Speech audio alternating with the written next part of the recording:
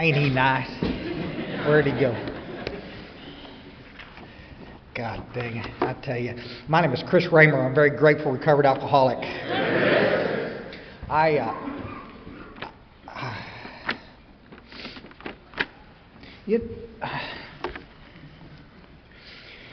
Okay, well, thank you. No, I know. There's 1,000 things I want to say, and time is short, and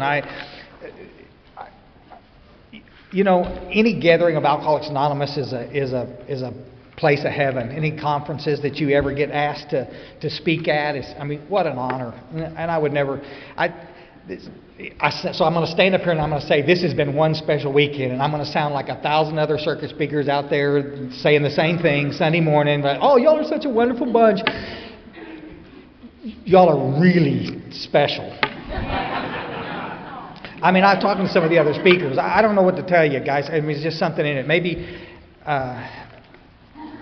the format, the way it's set up, we're not reading how it works and the traditions and the process and, every talk.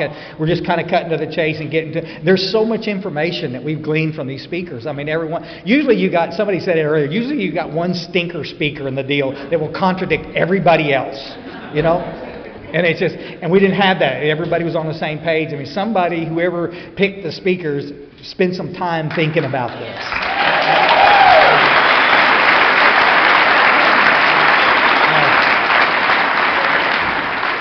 I just absolutely love it.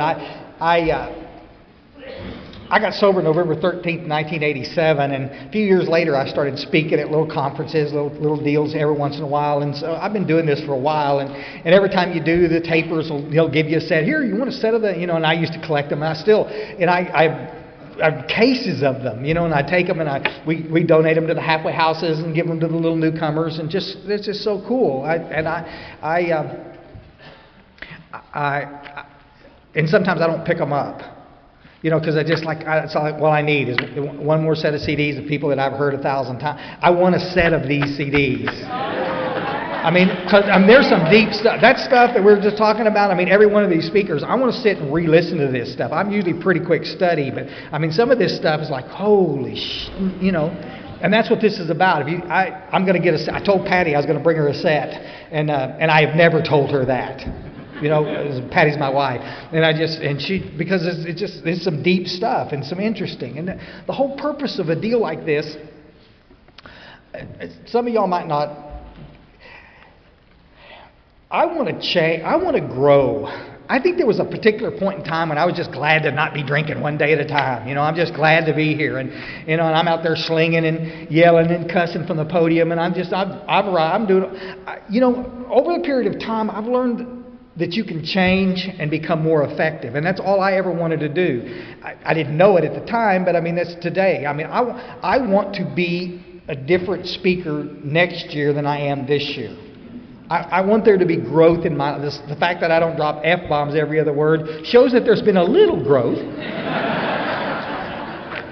And of course, depending on who you talk to, they will debate whether that's growth or not. I think I'm doing pretty good now. I've had at least 4 of you come up and say, I like you better when you cuss, man. Oh, okay. Okay. Bite me.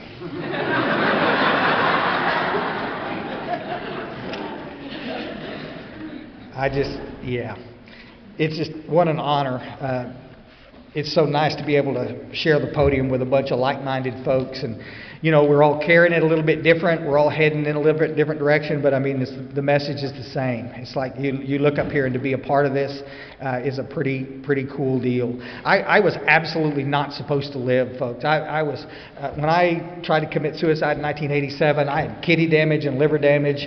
I had a sheet on me, and my psychiatric disorder is a mile long, and all of it, anxiety and bipolar disorder and adult attention deficit disorder. I just blah, blah, blah, blah, blah, and I'm taking pills for all of that, and I pee green. I'm on so many pills, and I light up in the night, and and ain't nothing wrong with that.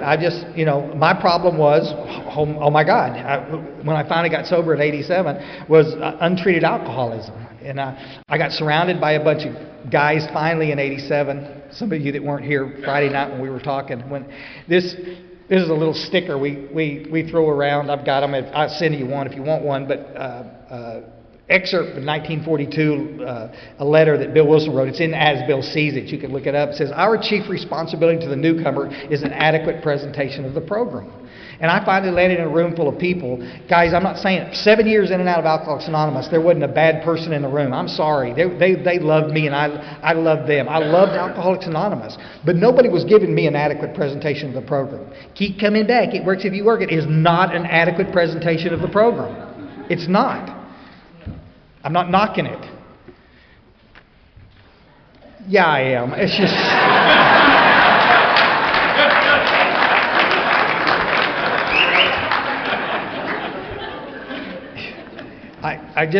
there are people that can stay sober doing that.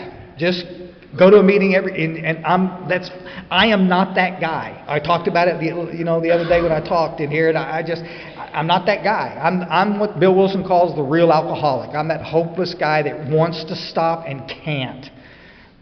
Because I need this thing called a spiritual experience. And everybody, wants to make it light. We're so afraid that we're going to scare everybody out of here by asking them to do something. It's called walk on eggshells around alcoholics. And we do it in our other 12-step fellowships too. And so we got to stop. We have a message. It's called the Big Book of Alcoholics Anonymous. We need to carry that message.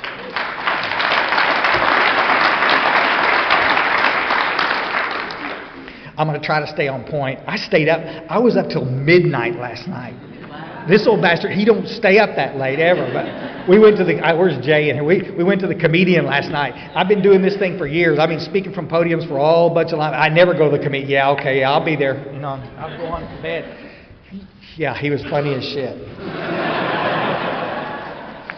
I thought about gravy all night long. Oh, man.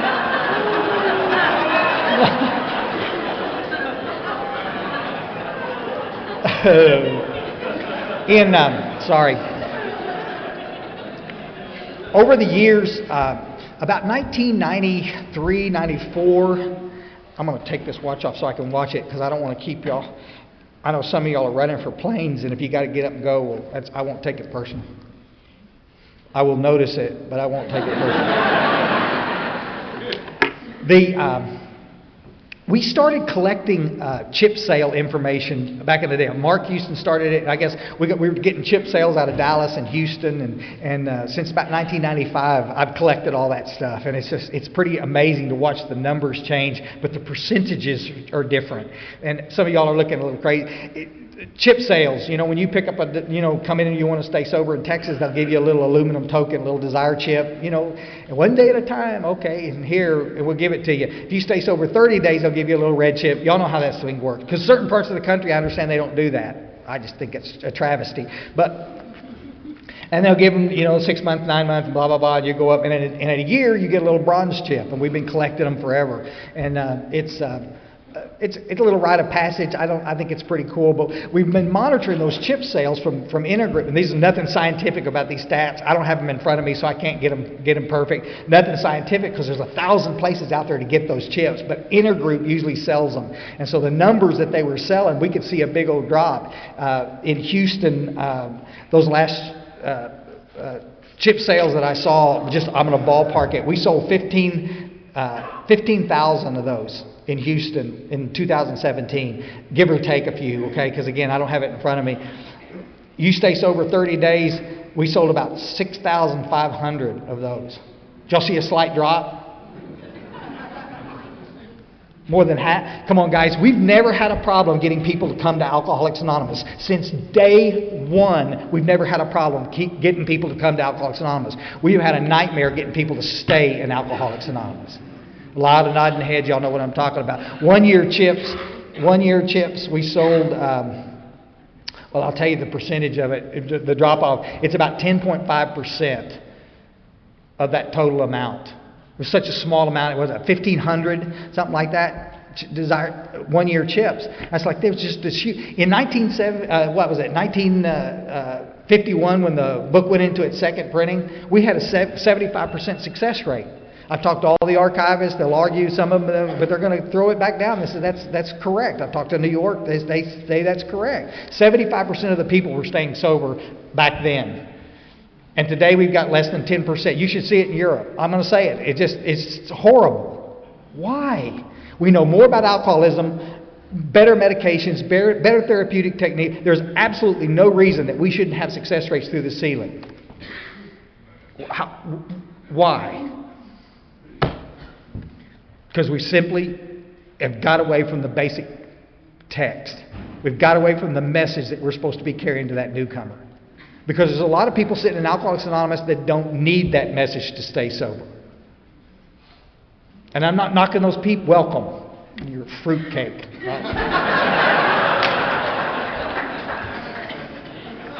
But Bill Wilson wrote down some pretty specific stuff, and he wanted us to see. So basically what happened is we turned into a fellowship of, recovery, meeting, make it, recovery. And I love meetings. I'm just like somebody else said it earlier. God dang it, fellowship is one of the most important things in my life. I mean, walking back to my room yesterday afternoon, I got to tell you, folks, I'm looking around the room, and y'all are visiting, and people are out in the lobby visiting, and the smokers are out there killing themselves smoking, just visiting. And I mean, we are so enriched by each other. I mean, I've never felt so much love in all my life. I would have missed it had I not gotten sober. But I got sober because a couple of old crusty bastards set me down and opened the big book and finally made me answer some questions about whether or not I was a real alcoholic or an addict or not. Guys, the opposite of love is not hate. It's indifference.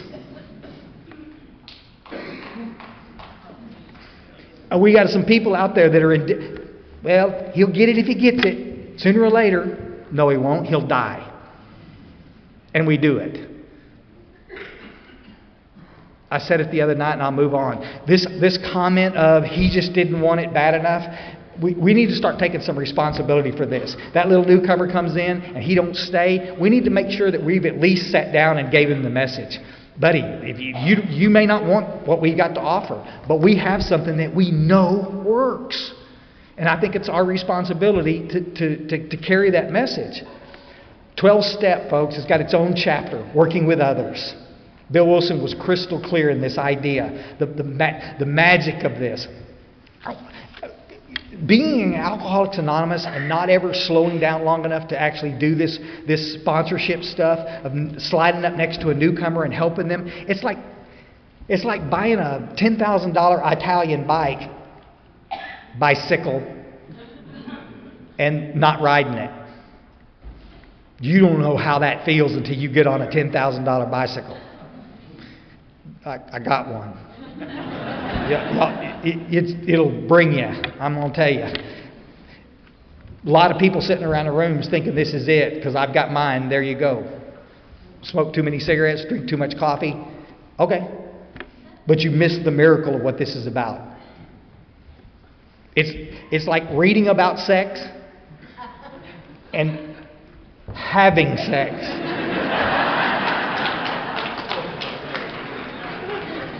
Probably could have come up with a better analogy.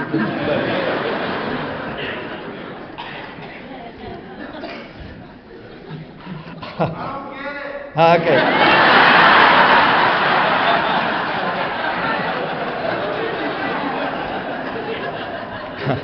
Keep coming back.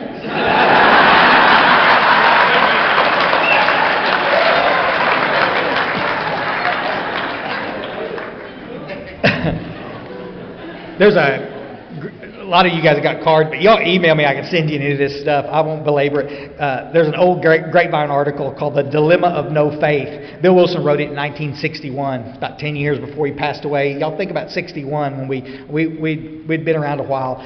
Though 300,000 have recovered in the last 25 years, maybe 500,000 more have walked into our midst and then out again. We can't well content ourselves with the view that these recovery failures were entirely the fault of the newcomer themselves. Perhaps a great many didn't receive the kind or amount of sponsorship they so sorely needed. So we didn't communicate when we might have done so. So we AAs failed them. I mean, it's not me. Bill Wilson said it. I'm not trying to make anybody uncomfortable. I've done it. I do it today. I get caught up with my guys and my posse, and I'm visiting and like that. And the little newcomer comes and sits, and I says, I'm going to talk to him after the meeting. And then I get up afterwards, and he's gone. Damn. Because I got to remember what my primary purpose is. My primary purpose is to help the alcoholic stay sober, to carry that message of hope to that person. And if you're not doing it, it may be one of the reasons you're feeling outside of AA. I don't feel a part of AA. You're not. You're just going to a meeting. You think you're not. It's like I'm going to the gym, sit in the lobby. I don't know I don't know. I just don't feel a part. Go lift some weights. I don't know what to tell you. Participate. 87, these old guys got around me and they qualified me. They opened that big book up and they showed me the physical craving and the mental obsession. I went home that night. I got to tell you, folks, I've got tears in my eyes, literally, because for the first time in all these years, I know what's wrong with me. Have y'all ever, even if you get a bad diagnosis, if you've just been sick a long time and the doctor finally tells you what it is, there's a relief. God, at least I know what's wrong with me. And that's what it was with me. I'm literally wiping tears out of my eyes as I drive back to my apartment after that first meeting, Friday the 13th, 1987. And the next day, I had an appointment with these guys. And we did a third step prayer that morning. Got on our knees. We chased a bunch of Al-Anons out of the back room. Got quiet. And I did exactly what Bill was talking about earlier. They said, okay, well, we're going to get on our knees and do a third step prayer. And I looked around to see if anybody was looking, I'm embarrassed to do this. But I want to take the action, We got up. They gave me a little notebook after lunch. And they took me to lunch. And we're going to start working on this fourth step. Guys, we got to get this clear. I get emails from all over the world. Chris, don't you think that's a bit fast? I've been in AA for 7 years. There's nothing fast about this shit. Okay? I'm dying. Okay? There's still people in this gathering that believe that if you want to do this bad enough, if you need to do this bad enough, the miracle is going to take place. It's not. The miracle is when you get up off your butt and actually start doing the work. Taking the effort.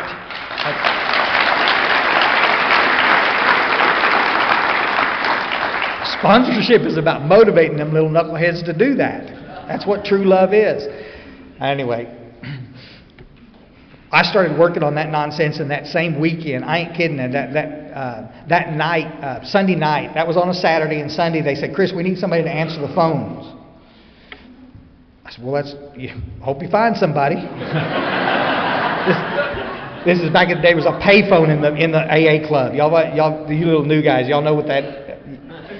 Pay phone. Google it. Never mind. I said, buddy, I'm the newcomer here. I'm the most important person. What? I'm detoxing. Why don't you get Chris? Come on. Just if the phone rings, sneak out right there. You can stand there and okay. What do I do? And he said, just say Louisville group. It's just real simple. They usually want a meeting schedule, meeting time. The schedule's right there. Thank you very much. Bye. They got their coffee, went in the room, and they're watching me, right? And the phone rings. 5 minutes after the meeting starts, the phone rings. And I'm looking at them, and I got my arms folded like that, and they're just the same thing. I don't want to do anything wrong. It's all about, I'm like a big old ingrown hair. It's all about me, and I don't want to look bad. And I went over and answered the phone. Louisville group. And it turned out, honest to God, I knew the girl on the phone. She was the wife of a guy I drank with. She wanted an Al-Anon meeting. And the guy's standing there right there with me, and he points, schedule right. I said, yep, 8 o'clock. It'll be here right here. She couldn't believe it was me. Yeah, I'm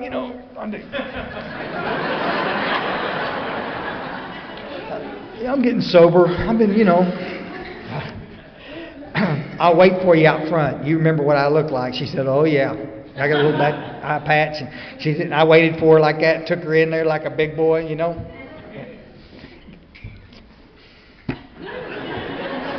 Walked back in. They created a monster. You couldn't go near that phone for the next 5 years. Little newcomer would start reaching. No, buddy, this is very important. You could kill somebody with this. If you don't know what you're doing. They got me on the cleanup committee. I was so pissed when I found out that I was the cleanup committee. I thought I was going to have a staff so we could fix this place.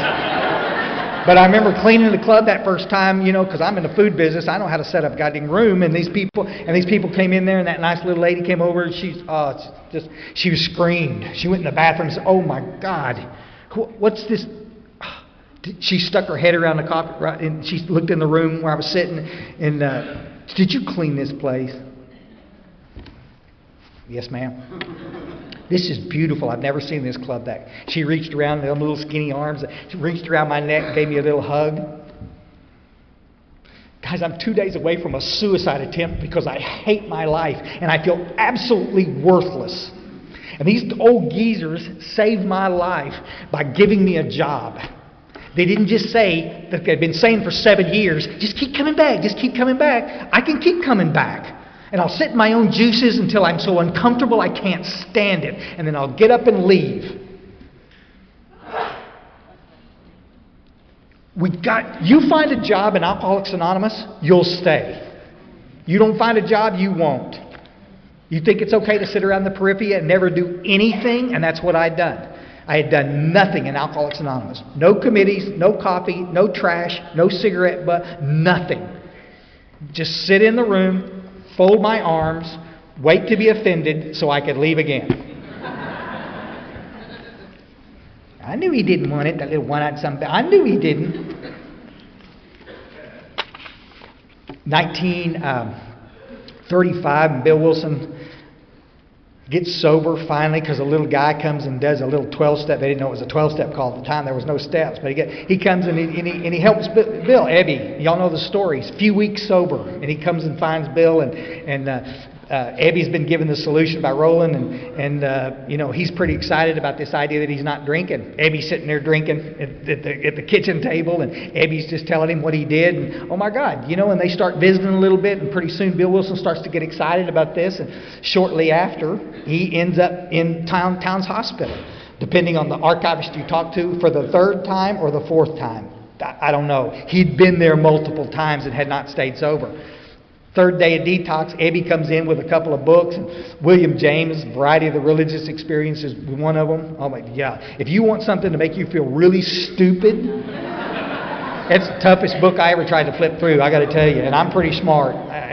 We were laughing about it this morning with Tom.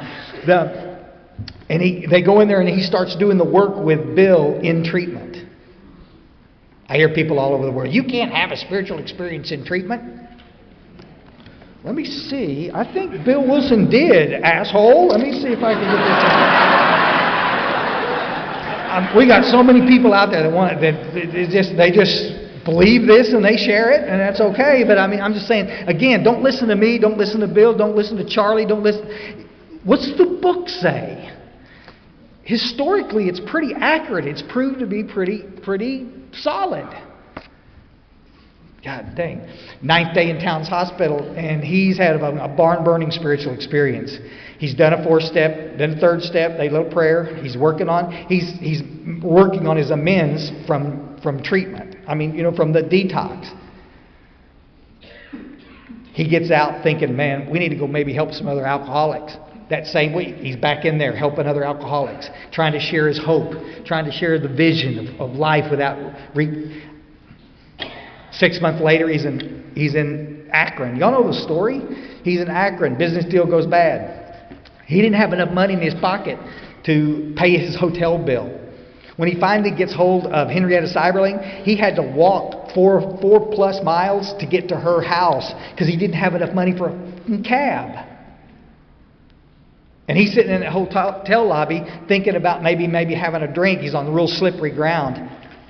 You read Language of the Heart, he talks about it. A bunch of the historical doctrine has this quote. He said, "I found myself in Akron, Ohio on a business venture which promptly collapsed.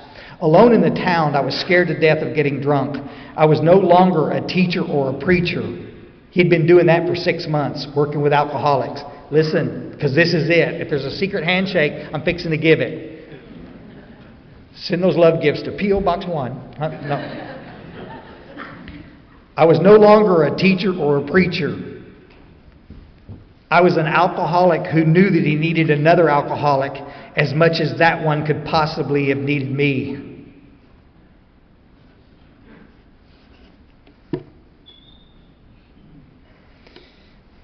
I cannot tell you how many times I have gone and worked with an alcoholic and had them get up and say thank you and leave, and then 2 days later they got drunk.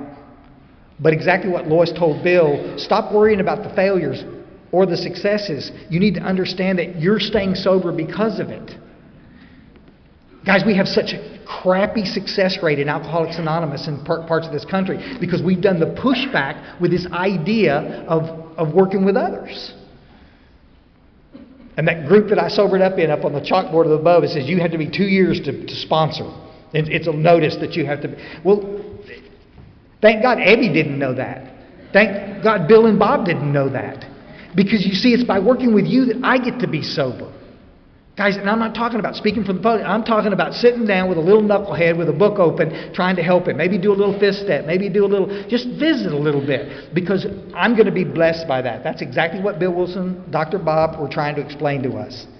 Why? How did we get so far off the page, folks? You're not sober long enough to sponsor.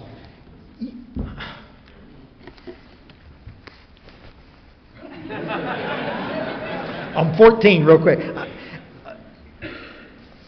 My friend had emphasized, if you read Bill's story, you're going to see some pretty good stuff in there, because he gets pretty clear. And of course, I got to tell you, and there's a solution. Bill Wilson makes this pretty clear point that each of us are going to do this a little bit differently. Y'all follow? Some of y'all are so intellectual, it's unbelievable. And there's certain people that will not get this unless you approach them that way. And some of you guys, you need a 20-pound sledgehammer. That would be me.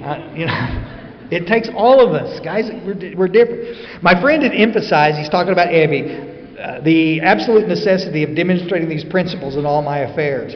Particularly was it imperative to work with others as he'd worked with me. Faith without works was dead, he said, and how appallingly true for the alcoholic. For if the alcoholic fails to perfect and enlarge his spiritual life through work and self-sacrifice for others, he could not survive the certain trials and low spots ahead. If he didn't, he would surely die, then faith would be dead indeed, blah, blah, blah. That's what it said. Candace yesterday, when she was doing her talk, she was talking about Jim, the car salesman. Y'all follow? And that's what it says in Jim. But he failed to enlarge his spiritual life. When it says that in the book, folks, it's saying he didn't go work with any newcomers. It's just like when it says he made a beginning, that means he did a third step prayer. That's what Bill Wilson's referring to when he writes this in the book. Guys, page 129, and I'll quit. It is well to let him go as far as he likes in helping other alcoholics. During those first days of convalescence, this will do more to ensure his sobriety than anything else. In those first days of convalescence. Come on, guys.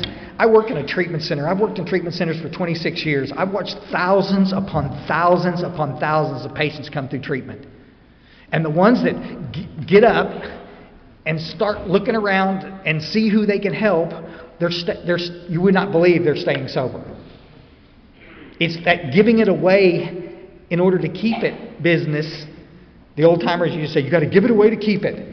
Bill Wilson is saying, you got to give it away to get it. Is it uncomfortable? Yes. Is it awkward? Yes. Are you going to do it perfect? No. It's a train wreck. Are we going to make mistakes? Of course we are. But it doesn't seem to affect the outcome. The outcome is that things start changing once we start to do this work. Pretty spectacular. I'm soapbox this one thing, and I got a couple of things I want to read to you.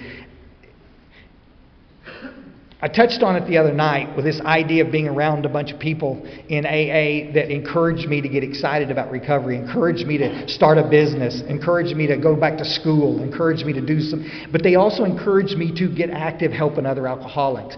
In my opinion, we have a whole bunch of people out there that spend entirely too much time in sponsorship telling people what they can't do. Guys, I got to tell you, we've got this little glide plane up here, and on one end of the program is this completely ineffectual sponsorship, which is just keep coming back, okay, and we'll talk to you. Yeah, just that's it. And then we have at the other end, we have this dictatorial kind of sponsorship.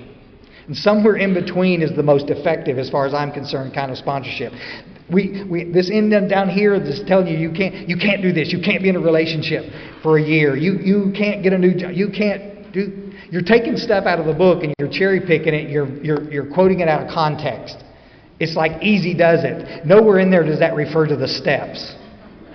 It's in Family After, Chapter of the Wives, I forget. With your families, easy does it. I understand it. Bill Wilson was dead on when he wrote it.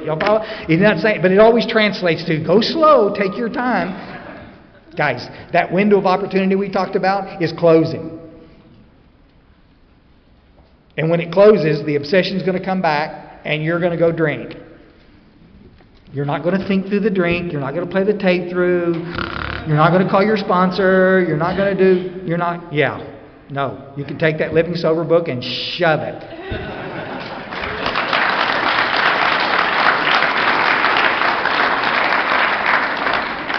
Yeah. We always applaud all over the world, but we still allow AA to publish that piece of crap. I'm just saying. Quit. I know some of you are mad. You give it to your sponsors when they, your sponsees. I don't want to play that game.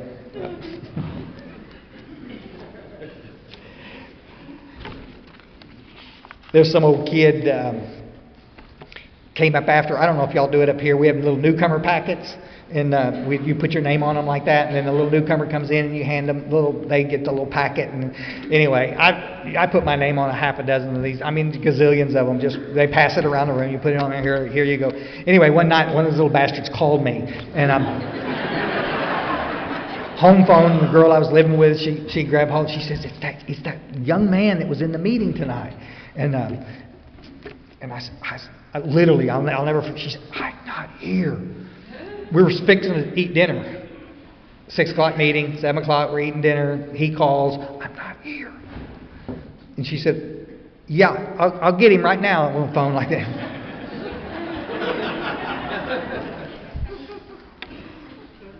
I mean, I remember it like, what? You know?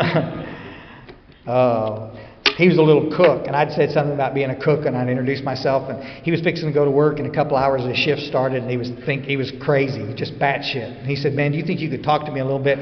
I don't want to drink. I want this to be my sobriety date. I picked up a chip, and I want to stay sober. But I said, "Where are you at?" He says, "I'm at the Waffle House." And I'm looking out my window, and the Waffle House is right there. On 121? Yes, that's where I work. Yes. I'll be right there. And I'm walking out, and she throws a big book at me. And she said, "Here, you might need this."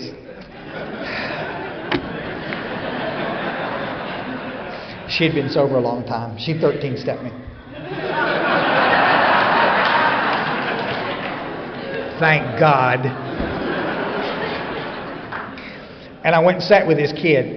And we were laughing, and we sat out in the parking lot. We talked about cooking mostly. We just, we're cook. I mean, I love to watch them flip eggs. And we talked and my apprenticeship and blah, blah, blah. And we started talking about the literature. And he said, "Man, I can't believe you can work in this industry and stay sober." And I said, "Yeah, buddy." And listen, guys, I was just, a couple of months sober. I don't know, not long. And then we just started, And that's just, I'm thinking this is going to work. And we got to visit, and I went in because I hadn't eaten, and we shift started, and I had some eggs and stuff. And anyway, I drove home. It was like 2-3 hours later. And I drove home, and this girl's sitting on the porch waiting. She's freaked out. This is before cell stuff. She thinks that we're out there drunk. I was just going to go talk to him for a few minutes. I didn't know this was going to be a project forever. We had a great time, like that. And after she ate my butt for not calling, she was worried to death like that. I went in there, sitting down, had a big shitty grin, gave her the little book back like that, was telling her all about this. And, "Oh my God, you wouldn't believe what happened." And she said, "Buddy, I don't know what you did, but whatever you're doing, keep doing it. Because you're different." All you got to do is sit down one time with somebody and realize that what you're saying matters.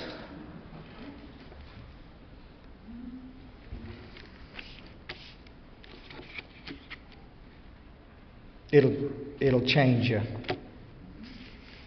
But if you're not careful, somebody will take a shot at you for it. You're not sober long enough. The worst ones is, we were laughing about it earlier. Somebody comes home and they're all happy and all excited, and some old bastard wants to drop a big old bucket of cold water on you. Oh, you're just a pink cloud is all you're going through. Reality's going to hit you yeah, okay. There's people out there still betting on me to lose this pink cloud after 31 years.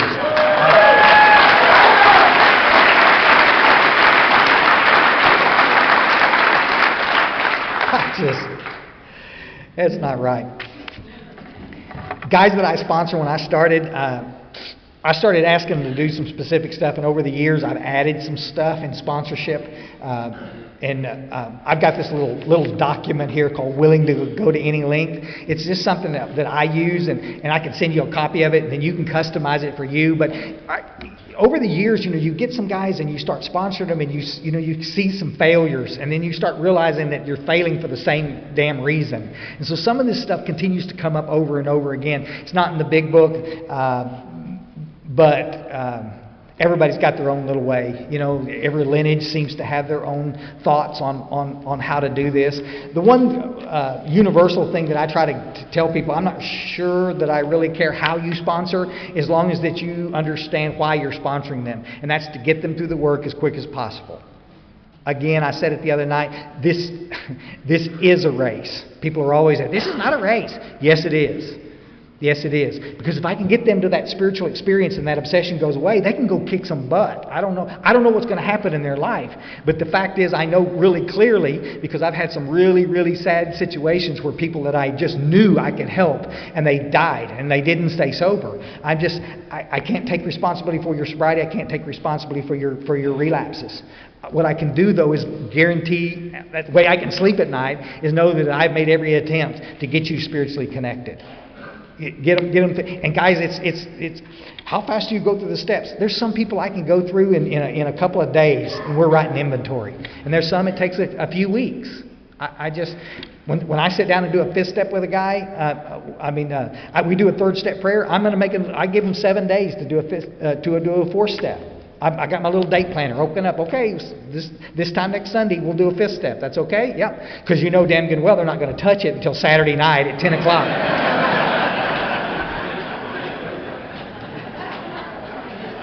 We make way too big a deal out of that. I'm working on my fifth step, fourth step. I'm working on my fourth step. You haven't touched it in 6 months. It's in a closet. Let's get this shit done. Because the miracle takes place if you can get that. That's what we try to do. Willing to go to any length, this little document, I'm asking them. When I sit down with them, and Charlie comes and asks me if I could sponsor him. And I said, well, yeah, absolutely. I got some time. Let's do this.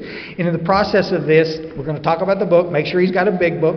Make sure he understands. I've got a little index I send him. I print them out and I stick it in the book where the steps are outlined. So if he's having a problem, all he's got to do is look at that little index and he can see where the steps are. Y'all follow? A lot of people don't know. Well, I'm not sure exactly what page that's on. I do. I know exactly where it is. So I'm going to make sure that they got that so we don't have that excuse going around. It works out good. I'm going to make sure that they allow me to qualify them. Whether we do it that night or the next day, I'm going to sit down with them and we're going to talk about the physical craving, mental obsession, spiritual malady. Those pages on 20 and 21 to find out, are you a moderate drinker, hard drinker, or real McCoy? I got to find out. I'm not saying you're not welcome if we find out you're a hard drinker. Have a nice life. Rock on. Okay.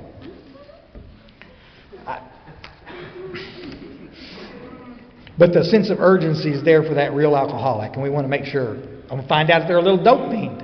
Maybe they're not an alcoholic. Maybe they're just a little dope fiend. I'll say it again. I said it the other night. Underneath most of you little dope fiends in here are as a garden variety alcoholic.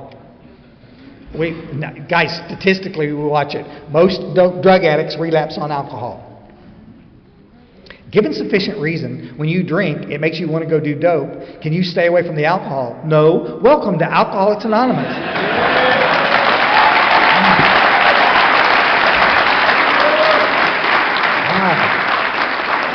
Underneath most of you little alcoholics is, never mind. You'll light up like a neon sign. We're losing more people in Alcoholics Anonymous through prescription medication than anything else. That's just a fact. The doctors are prescribing it like it's candy. And it's tragic. Well, I can do it. I'm not a drug addict. I know, but when you take those chemicals like benzodiazepine, it triggers the craving in the same area of the brain that the alcohol's affected. It triggers that, and you're off to the stupid races. Come on, guys. I I wish I could not drink and take benzos. How cool is that?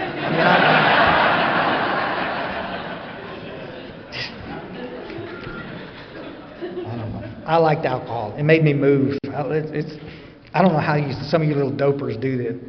Listen, this doesn't look like fun to me.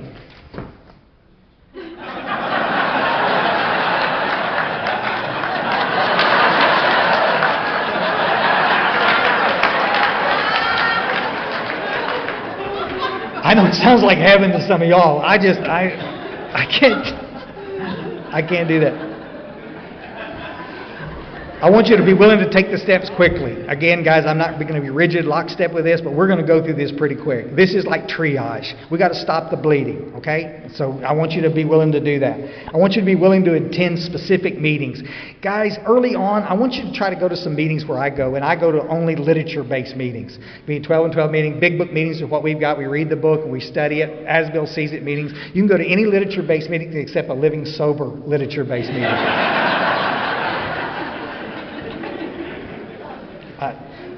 Even if you want to go to some other meetings, and that's fine. You want to go to open discussion, that's fine too. But it'll confuse you, because that's where the people with all the opinions seem to want to come. Oh, your sponsor's killing you. You don't need to. I didn't work a step until I was 2 years sober. Okay, we're going to die. All right.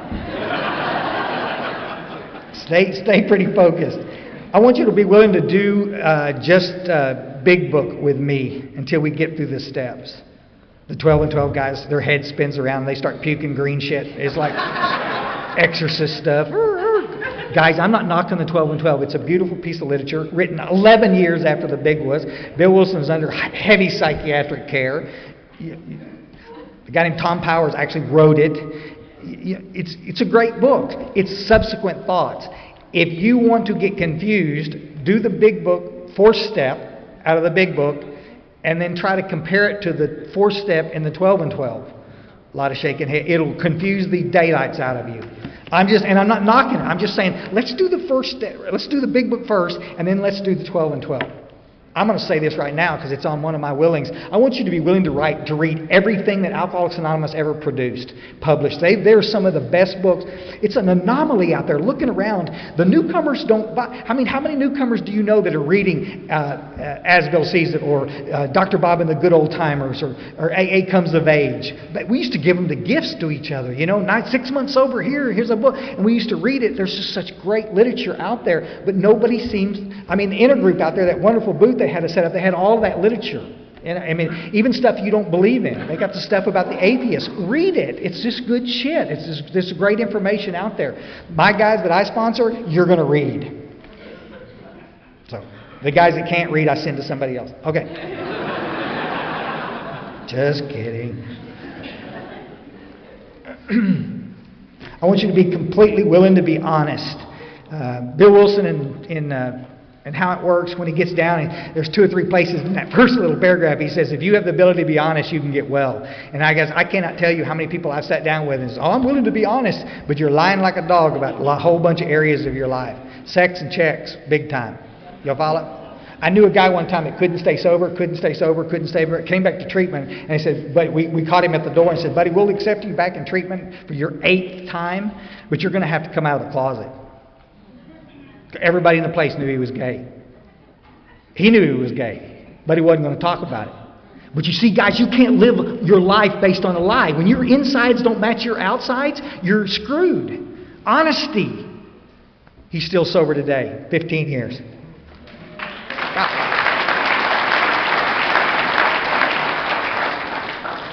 Love him. Guys, sometimes this is tough. Honesty. Relationships. It's not okay you're in a relationship you don't want to be in. It's not okay that you're working at a job you hate. Honesty. It's not okay that you're cheating on your expense reports. It's not okay. This little chicken shit stuff over here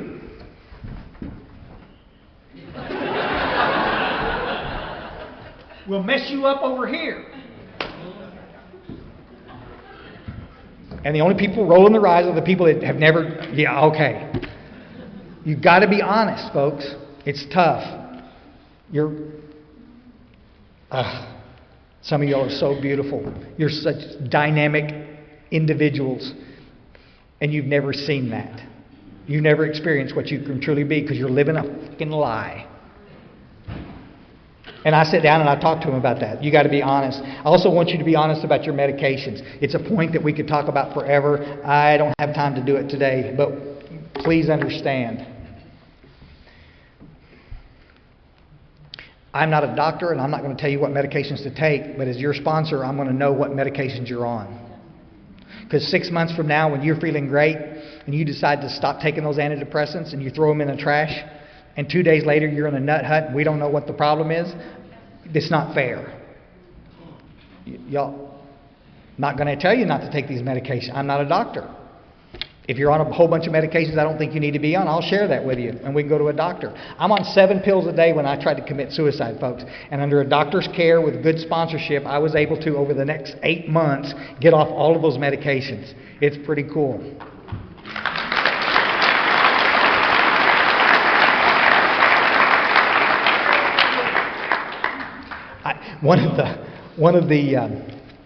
I think the only medication that I wasn't on all those years was Viagra. I never seemed to have a...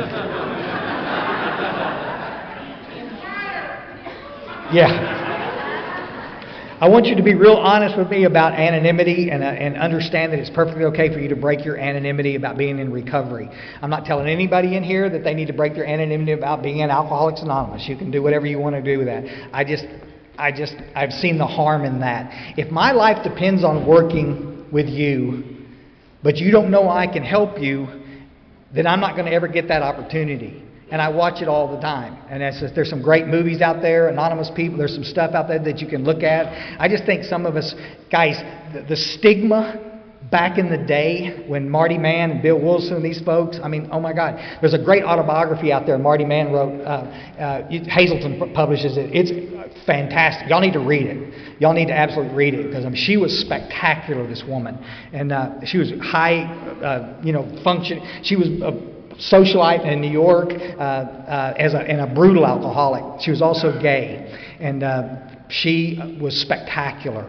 She was one of the main driving forces with the Hughes Act that allowed so many of us to go to treatment over the years. And she's a spectacular woman. But she talks about this. She says, what's the number one problem of people entering recovery? And she said, stigma, stigma, stigma. And we're still perpetuating it today because there's too many people afraid to break their anonymity out there in public. It just drives me nuts. I am absolutely for the tradition. Some of you little guys with your head spinning around, I'm not saying. Everybody in North Texas knew that I was an alcoholic. And then I get sober and I want to be quiet about it.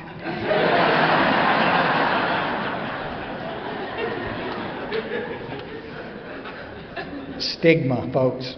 Everybody out there has got somebody that they know and love that are alcoholics and addicts. It's not like we were 83 years ago. It's time to come out of the closet and tell people that we're in recovery so that the person next to you can get well. That's what we're looking at. I want my guys to be okay and comfortable. Also, another deal, too, is if you don't tell the people around you that you're in recovery, then that leaves you an out to get out. Make sense? I knew a girl one time that announced that she was going to quit smoking on public radio in Austin, Texas. Millions of people listened to her. Y'all follow it? She's quit smoking. Because she couldn't start smoking again. She'd have to go apologize to, a million people. Sometimes our secrecy, our hiding this, is just to perpetuate the relapses. Draw a line in the sand. Start standing for something. Just saying. If you're going to be with me, you're going to take a service commitment. Early on, it saved my life. Everybody gets a chance to do a service commitment. Some of you guys are great treasurers. Some of you guys are intellect. Some of you, we all have talents. Decorators, artists. Find a job in AA and you'll stay. Stop just coming to a meeting thinking that you're going to get this. You're not. Come on, guys. Everybody gets to participate. The spiritual warfare is that you don't have what it takes to do that. And we need to overcome that. We can talk about it in a second. Gonna have to sit through a little lecture with me about AA etiquette. I think it's really important that we talk to the newcomers. We don't sometimes about AA etiquette. I am a huge fan of all the little dope fiends. I start a little DAA meeting so the little drug addicts can have a place to go. But I got to tell you guys, it's just like you're welcome in any meeting you want to go to. I'm just saying there's a way to introduce yourself. My name's Chris, and I'm an alcoholic and an addict, and an AA meeting violates the traditions. Singleness of purpose. Why set them up for an ass whipping if we don't tell them? Yeah, dress appropriately. Somebody said it, Katie was talking about. Dress appropriately. I'm not saying you got to put a suit on every time you turn, but had one of my guys chairing a meeting long ago, and he walked in with cutoffs so short that his junk was hanging out, and he had a T-shirt on, literally with a pot symbol on the front of the shirt. I said, oh, buddy, no.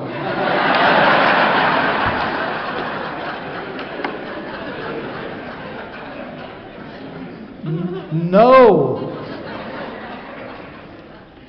Etiquette, dress, drop $1 in the basket. So many people, guys, you don't understand. It's like, this is like tithing. I don't want you to drop $1 in the basket because the group needs your money. I got this. I got a pocket full of money. I want you to drop $1 in the basket so that you can see what that's about. You put good shit out in the universe, you're going to get good shit back. Some of you guys living from paycheck to paycheck, I can't ever seem to make ends meet. It's because you're too stingy with your money.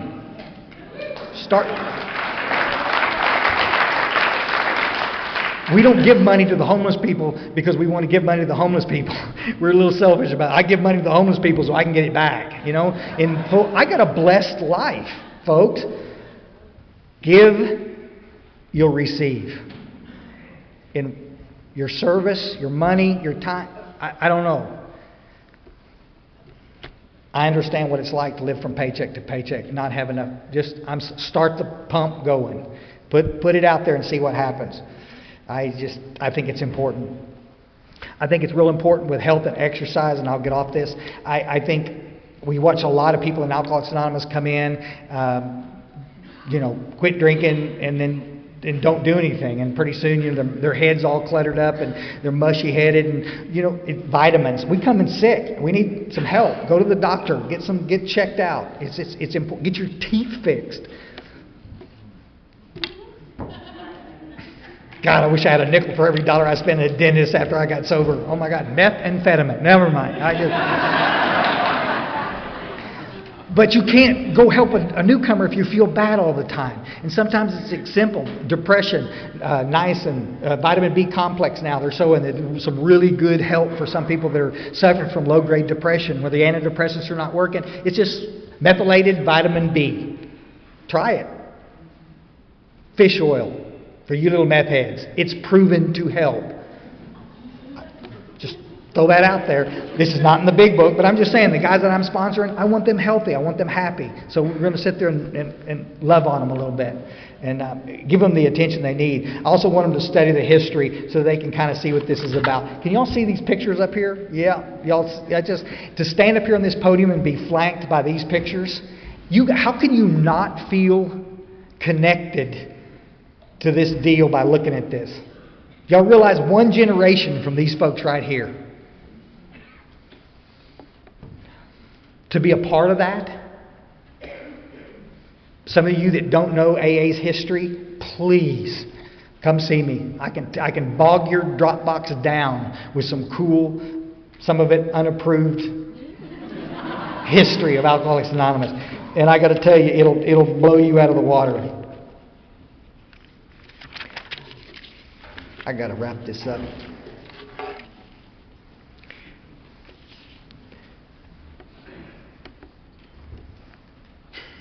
Some of you are suffering from the delusion, I think, that maybe you know who God's going to use to help you. I get people all the time, I need somebody like you to sponsor me. And I say, you're looking for a trophy sponsor or something. It's like what you need is somebody that's been armed with the facts about themselves, that understands, and you look at them and are they happy? I mean, that's the way you do it. The question you need to ask somebody if you're looking for a sponsor is, have you had a spiritual experience as a result of working the steps? Holy shit. And listen, and they'll either do two things. They'll come at you and hug you, absolutely, or they'll crawfish back from you like, where'd you come from? But we spend longer shopping for a microwave than we do for a sponsor sometimes. And it's like, buddy, I don't want somebody that's miserable to sponsor me. I don't want somebody that hasn't had a spiritual experience as a result of the steps. Oh, well, let's don't get too spiritual.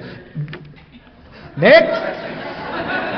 Because I want to get spiritual. I want to continue to grow. I want to get closer to that power that keeps me sober. Because that's where I get the guidance about what to do with my life. Y'all can see that, right? Yeah, I can't sponsor a gazillion guys. I sponsor a whole bunch of guys. But it's just intensive with a couple. I'm sponsoring you. It takes everything I can do just to work with one or two guys at a time. And I'm going to get you through the steps and I'll pat you on the butt and then we're good friends. I've got guys in here that I've sponsored that, that we're close. But it's not this arduous, call me every day. Oh my God. He might need me to visit every day. New sobriety? Absolutely. But this nonsense of, I just don't agree with it. It's cultish. Y'all follow? I don't want you to depend on me. Bill Wilson wrote about it. Depend on this. Depend on the program. Depend on our beautiful fellowship. If you're depending on one person, they're going to let you down eventually. It's just my experience. I'll end with this. I've talked about this from podiums before, and it still makes me laugh every time because I see it all the time. It happens to me all the time. And I'm in a meeting. We have the beautiful Outpost Recovery Club in Ingram, Texas. Just y'all come visit if you want to. Sisters over there from that club. It's a great little club. We bought it a billion years ago as a nonprofit. We set it up. We got tired of getting kicked out of places. We started our little Ingram Solution Group with 4 or 5 guys, disenfranchised. We were big book thumpers. We wanted a place where we could go introduce ourselves as recovered and not have to take shit from half the room.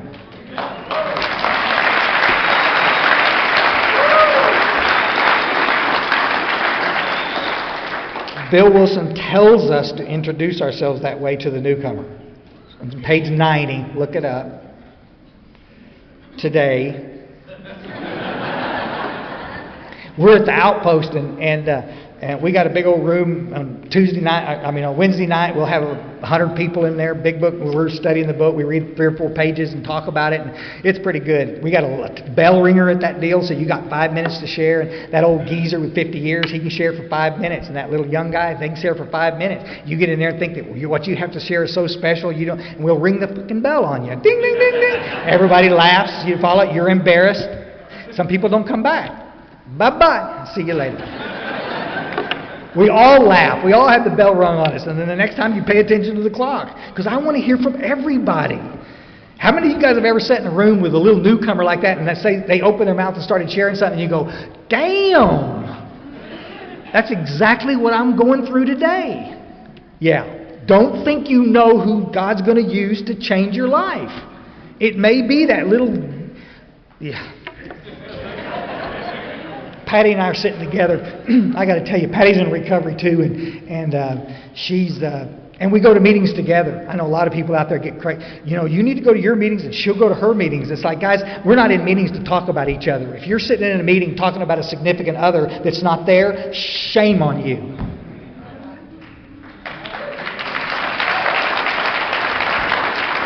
AA's not therapy. Go call me. Let's go visit. Let's get together, go eat. We'll talk all about it. In a meeting, We're talking about God. We're talking about the spiritual experience. I got one job in my AA meeting, guys, and that's to share some hope with the newcomer. That's it. I don't have my guys go to these meetings where you'll bring a problem. If you have one and you don't share it, you might drink.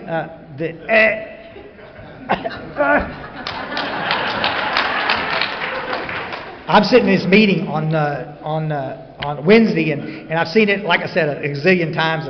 And I share a little something in the meeting, and everybody else goes. It's a big meeting. And little guy behind me shares. The little guy I'm sponsoring, and he's a little knucklehead. And y'all know how when you get in a meeting sometime, and in an airport, it happens to me all the time, and you sense that somebody's looking at you. Even on my blind side, I can catch you. Yeah. And they're looking, and I look over, and I glance at him, and then I look at Patty and says, Patty, is that kid over there? Look, that mohawk. He's looking at me? Not him. That's the finest effing mohawk I ever saw.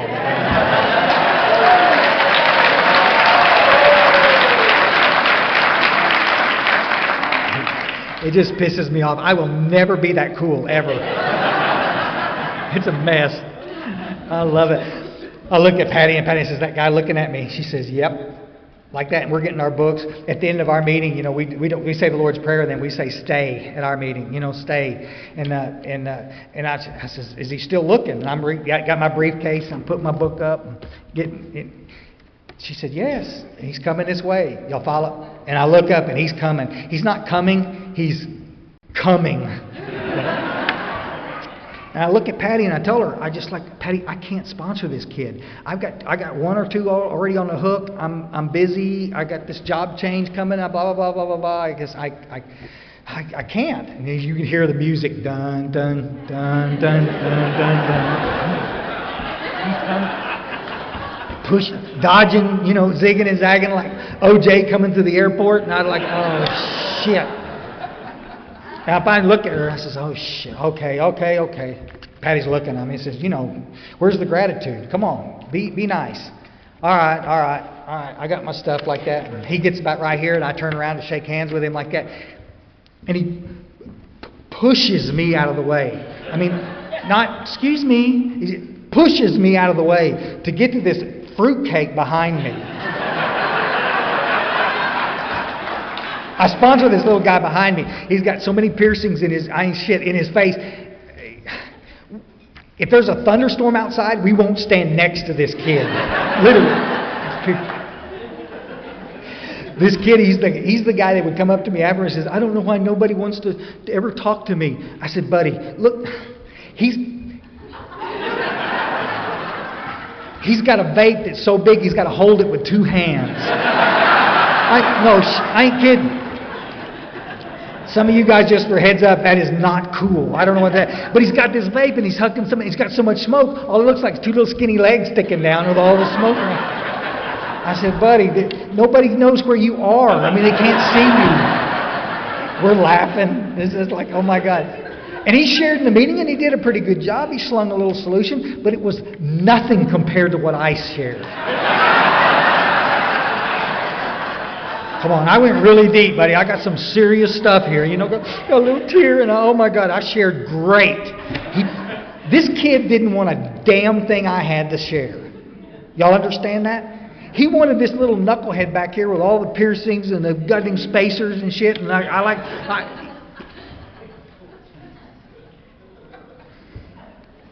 and I looked at Patty after. I thought, well, I thought what I shared tonight was particularly good. I mean,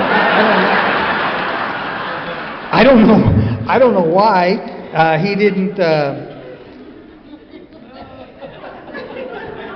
And I'm cleaning up the room. I turn the PA off, and I'm getting ready to go. Coffee, y'all all are getting everything ready to go, and I'm leaving.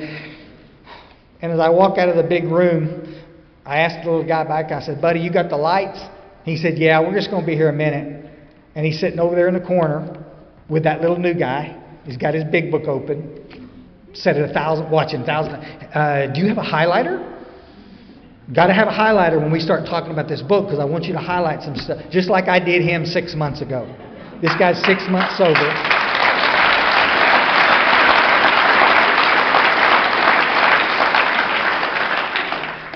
And I am perfectly comfortable with the job that this kid is going to do with this guy. I've worked him through the steps. He's had a spiritual experience. He knows exactly what to do. He's got the time to do it. He's sitting there loving on that guy. And again, I look at the pictures of Bill and Dr. Bob on our wall in our club, and I'm looking around and I'm saying, yeah, that's how this thing goes. Old geezers caught me in 1987, and they opened the big book and they showed me the direction to go. And I will forever be grateful that they didn't pat me on the ass and tell me to keep coming back. I will forever be grateful to those people that stayed after the meeting and went out of their way to show me what was in that book. And I get to do the same thing.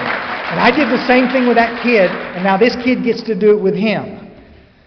The legacy continues, folks. That circle triangle that we're all a part of, we get to continue to do the same thing. Guys, I got to tell you, I walk out of that room with tears in my eyes. William James, the guy I was talking about earlier, the Bill Wilson, one of his favorite authors, got some great quotes. I'll end with this. Active is what you do makes a difference. Why? Because it does. Thank you all.